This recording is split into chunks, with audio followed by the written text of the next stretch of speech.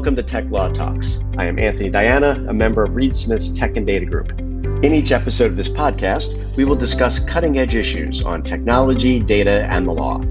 We will provide practical observations on a wide variety of technology and data topics to give you quick and actionable tips to address the issues you are dealing with every day.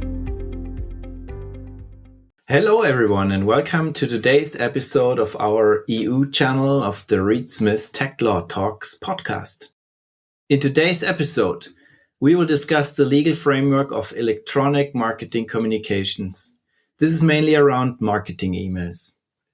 This is Christian Leutner and Andy Splitgerber from the Reed Smith Tech and Data team in Germany. Marketing consent is an evergreen in Europe, before GDPR and now during GDPR. The legal framework in Europe consists of the data protection laws and spamming laws. For data protection, it is GDPR and its local implementation laws. For spamming laws, these are the local EU member state laws implementing the European e-Privacy Directive of 2002. So all in all, the standard is fairly uniform across Europe. Also, local specialties apply. Christian, can you briefly explain when which laws apply? Thank you, Andy. And first of all, hello, everyone. Let's start with the GDPR. The GDPR applies if the controller or processor, in our case, the organization responsible for the marketing communications, let's call them marketing organization for now, is based in Europe. If the marketing organization is based outside Europe and offers goods and services to data subjects in Europe, GDPR also applies. So, for example, an Irish marketing organization has to comply with GDPR when it sends marketing messages to recipients in Europe and also outside Europe. An US entity, as a non-European organization, has to comply with GDPR only if the organization sends email newsletters to recipients in Europe and expects that the recipients are based there. Applicability of spamming laws is a bit different. However, in result, often in line with GDPR. Here, the market location principle applies, which means that the marketing organization has to comply with the applicable spamming laws of the market or markets it is addressing. If, for example, the Irish entity wants to market products to customers in Ireland, Germany, Spain, and France, the organization has to comply with the spamming laws of these four countries. Same applies for the US entity. As all of these laws are based on the European e-Privacy Directive, these laws are, however, very similar across Europe. But sometimes it's not easy to find a one-size-fits-all approach. Got it. So two legal regimes, and we can say both apply depending on where the addressed recipients of the marketing communication is based. Both legal regimes also align with each other. If spamming laws require consent, this consent also covers GDPR consent. If spamming laws do not require consent, GDPR also usually does not require consent. However, as often in law, exceptions apply. GDPR clearly states, for example, that marketing can be a legitimate interest to process personal data, but spamming laws only see very few cases where marketing is possible without explicit consent.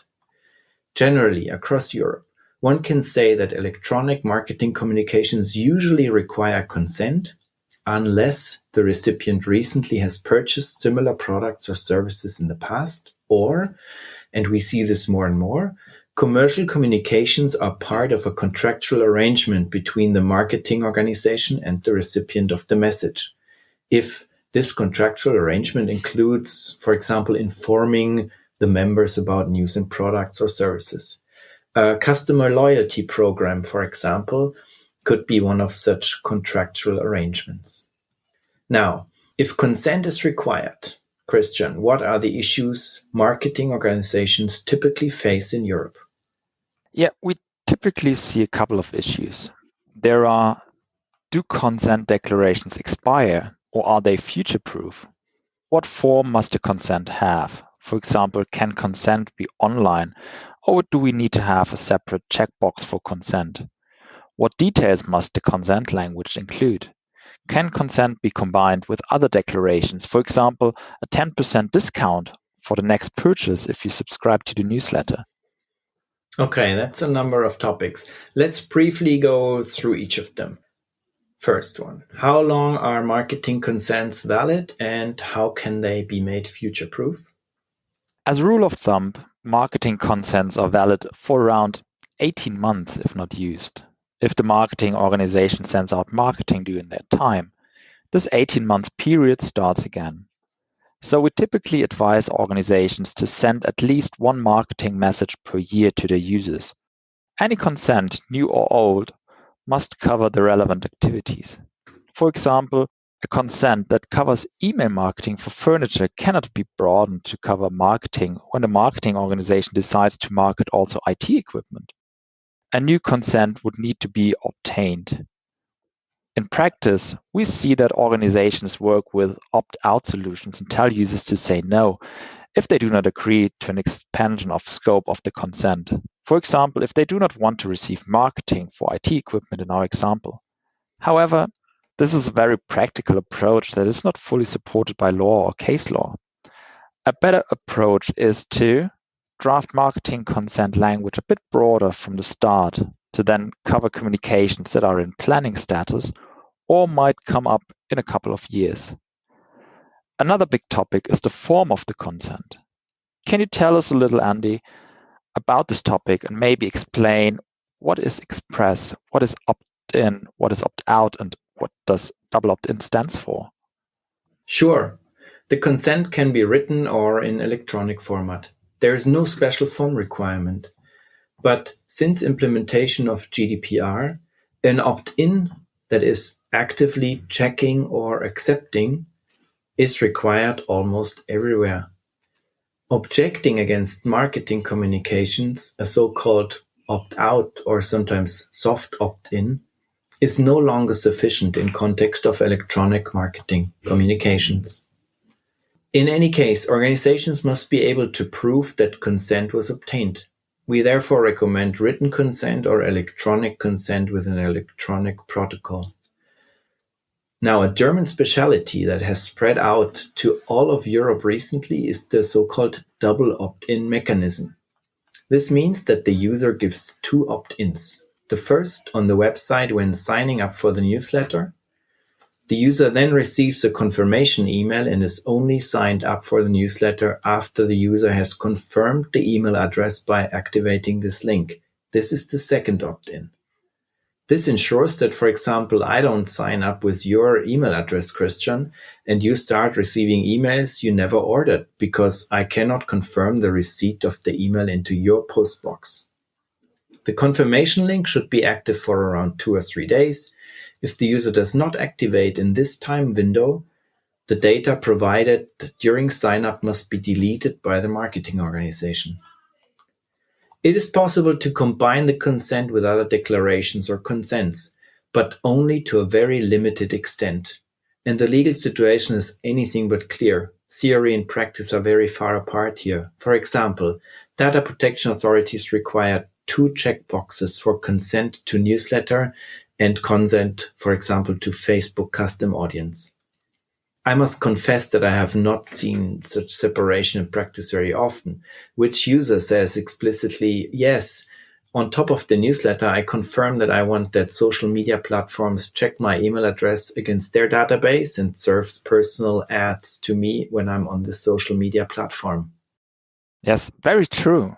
But there's at least some case law that supports a newsletter and participation in a raffle can be combined, right? Yeah, that's right. What about combining consent with other declarations?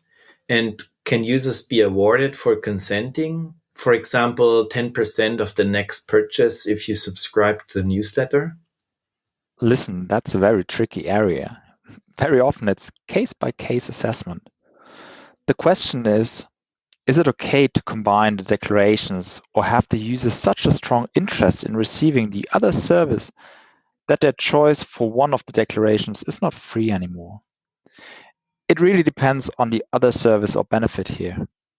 If the other service is that important or if the benefit for subscribing to a service is that high, that users make decisions they would reasonably not do otherwise, it might be too much.